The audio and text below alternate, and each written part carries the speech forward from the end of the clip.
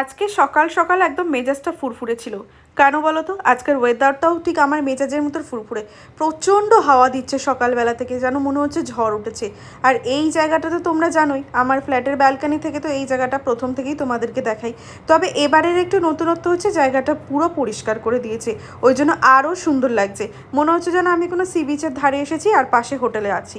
আর এই আম গাছে না প্রচুর আম আছে, ওই কয়েকটার মতো পেরে নিয়ে গেছে, তারপর আর পারিনি। এত সুন্দর লাগে না জায়গাটা। আমি আর তো বেশিক্ষণ ব্যালকানিতে দাঁড়িয়ে থাকতে পারবো না, কারণ এইদিকে রান্নাঘর আমাকে ডাকছে। সকাল সকাল শাক ভাজা, মাছের ঝোল, একদম হালকা পাতলা করেই রান্না করছি, ওই কলা আলু মাছ দিয়ে ঝোল। তারপর আর কি, সন্ধে হলেই আমাদের যে জায়গা, সেই জায়গায় আমরা চলে যাই একটু চা খেতে, গল্প করতে, আইসক্রিম খেতে। তবে আজকের আর আমরা চা খাইনি, গরমটা অত্যাধিক পড়ে গেছে তো। ছেলেটা বড্ড বায়না করছিল বলে ও আর আমরা তিনজনে মিলে আইসক্রিম খেয়েছিলাম। তবে জানো তো, এখানে যতটা না চা খেতে যেতে ভালো লাগে, তার বেশি ভালো লাগে চারপাশটা। এত সুন্দর ওয়েদারটা না, কোনোদিন পারলে একবার